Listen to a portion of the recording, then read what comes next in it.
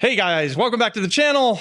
What's the difference between buying a house subject to a mortgage versus buying a house assuming an existing mortgage? So guys, you've been hearing all of this stuff this year, especially in 2023, as the times get tough. Pace Morby's out there everywhere. Jerry Norton's even saying, hey guys, go out there and take over people's mortgages, buy things subject to, or assume a mortgage. What's the difference between assuming a mortgage that exists versus just buying that same property subject to the mortgage that already exists? And both can be great ways to acquire properties to keep as rentals, or to buy and fix and sell, or just to buy and live in, right? Especially right now in 2023, I believe that there's never been a better time to be looking for buying properties in some way or another subject to existing mortgages than ever before in history. Well, why do I say that? Because just 8-9 months ago,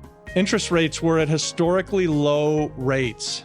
And so if and when people get themselves in trouble right now, to the extent that you can come in and bring them current and take over those mortgages, it's going to be extremely valuable and extremely attractive to you and other real estate investors, and really anybody who wants to buy a house. So here are some pros to assuming an existing mortgage when you're buying a piece of real estate. You're going to take over the mortgage from the current borrower. So the owner of the house right now, he went and he got one of these historically low interest rate loans. He's got a 30-year fixed loan. He's found himself wanting to sell the house, and you convince him that you're going to come in and take over that loan for him, relieve him of his obligation to pay the loan back. You're gonna be fully qualified with the bank, and you're gonna completely relieve him of his obligations. You effectively become the new borrower. You assume all of the risk, and the last borrower is out, and he has no more risk. So it's very attractive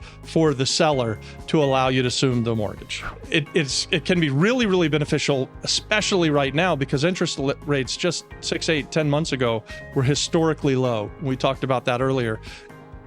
Because of that, if you can then assume that person's mortgage, you might save 2, 3, 4 percentage points on your mortgage, as opposed to if you bought the same house and went and got your own mortgage. So you come and you qualify for an FHA mortgage and you do a new purchase. There's costs that are associated with that new mortgage.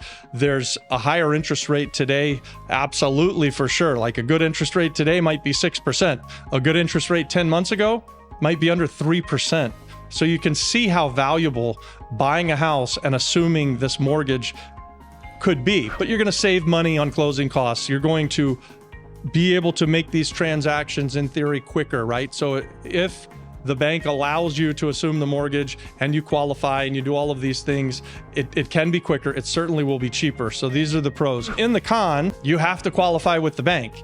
So you have to have good credit. You have to have enough money to pay for the thing. You have to be able to show tax returns. And a lot of times real estate investors have a hard time showing those tax returns. Even though you may make more money than most people you know, you also don't show a ton of money, and a lot of your money can be written down, and so you don't have to pay a lot of taxes on it, so your tax returns don't look like you make a lot of money, but you live a very good lifestyle because of cash flow and depreciation and things like this.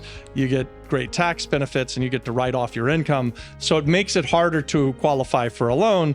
And if you're assuming someone's loan, you're going to need to be full qualified. So that's a con. The biggest con, and I think this is the one that will get most people, is that the banks just simply will say no.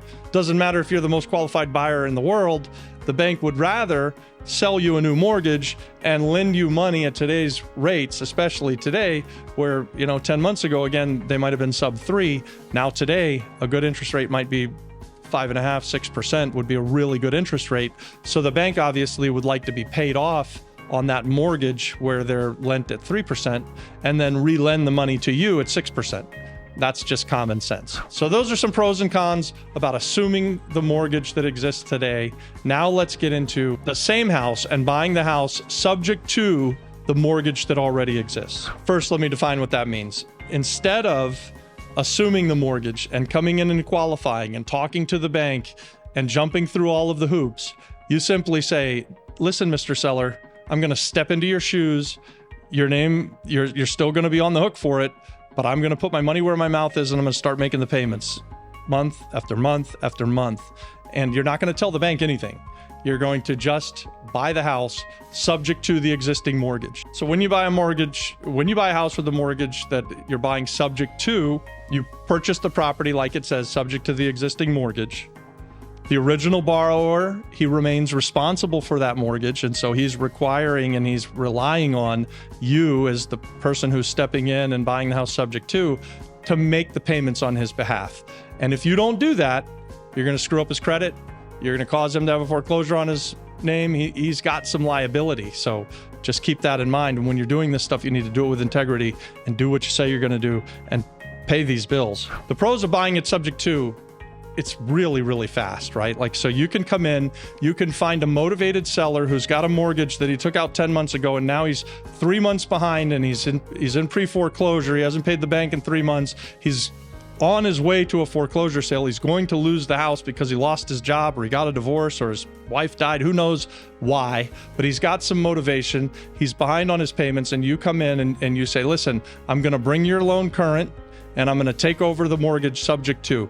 I'm not going to relieve you of your responsibility, but I'm going to put my money where my mouth is and I'm going to buy that property. And by doing that, it's an easy transaction. It's a quick transaction.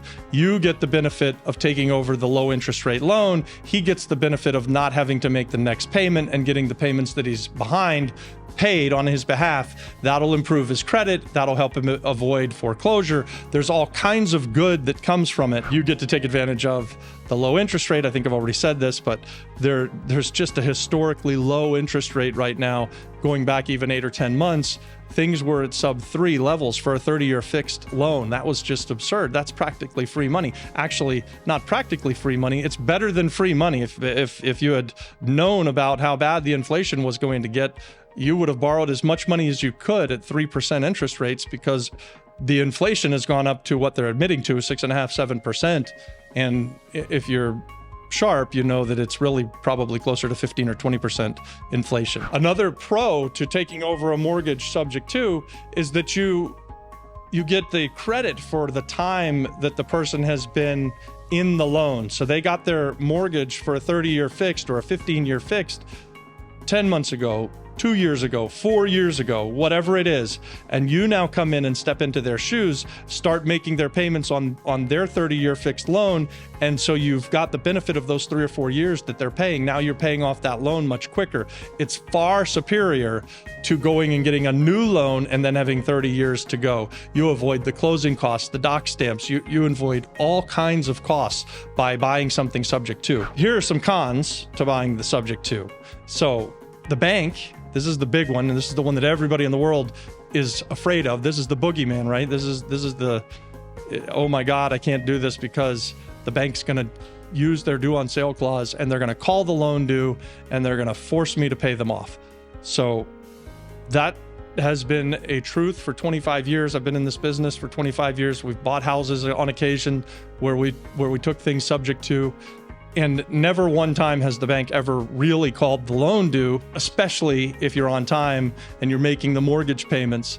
And so that is a con, but I want to put it out there that this isn't professional advice. I'm just some guy on the internet who buys some real estate, and I'm no lawyer and I'm no accountant. So get yourself professionals who guide you and tell you this. But I'm encouraging you that you really don't have to worry about this boogeyman. It's so unlikely that they're going to call it due. And even if they did call it due, you'll have time to deal with it and negotiate with them. So that's a con, though, that there is something called a due on sale clause. It's true. In just about every mortgage that's written, it says, hey, borrower, you can't do this. You can't sell this house subject to. And so you need to know that going in, that there is that risk. Some other cons and some other risks is that you have no control over the terms of the mortgage, right? So if you're buying subject to, you're buying subject to a mortgage that someone else took out. And if it's got bad terms or a bad interest rate, you're having to pay on those terms and on that interest rate. And so you'll need to be sure that you know what those things are before you take over someone's mortgage. So really deep dive into what it is that you're taking over. So even though you're not going through the hoops with the bank, you still need to look at the loan docs. You still need to decide if you're comfortable with what the loan docs and the mortgage says. So one more con, and I think I'm gonna give you the con and then I'm gonna tell you how to avoid the con. So the last con that I'll go over is when you buy something subject to a loan, always, always, always be sure that you're the one that's making the payment to the bank. And so if you're not the one who's making the payment to the bank, in other words, you're buying it subject to and you're paying the homeowner and then he's supposed to pay the bank, well, he could just decide not to pay the bank and then the house goes into default and you end up losing it to foreclosure. So as a real estate investor, you want to take responsibility for it and you want to actually go to the bank, make the payment, and then give that seller proof that you made the payment. Let him sleep well at night. Let him know that you're a good partner for him, that you're doing what you said you're going to do. But when you're a real estate investor, you want that control, right? So don't just say, I'm going to pay you this $1,000 a month, Mr. Homeowner, and then you're going to go pay the $1,000 a month to the bank and expect that he's going to do that. You run some risk of him not doing that. It may not be a great risk, but there is some risk. That's the pros and cons of buying sub to. I went through the pros and cons of buying, assuming a mortgage. I'm going to tell you this. I think that it's far easier. And as a real estate investor, you're way more often going to be able to make a good deal by buying something actually subject to the mortgage and not trying to jump through all of those hoops to qualify for these mortgages and assuming the mortgage. All right, you guys, thanks for watching this video. Give us the like, leave a comment. Tell me, what do you think of this content? Do you want more of this stuff? I hope that you've already smashed the subscribe button and that you're part of our community. It's absolutely our desire to have everybody who watches our videos and wants to become a real estate investor. We want to give you guys the power. We want to enable you to become a real estate investor. It's a great life. And here, if you've made it this far, now you know how to go about buying things, either assuming a mortgage or buying them subject to. And if you want some more information on what do you do with that great deal once you've got it, check this one out here, and you can learn about how to present your deal as a wholesale deal to other real estate investors and make some quick money.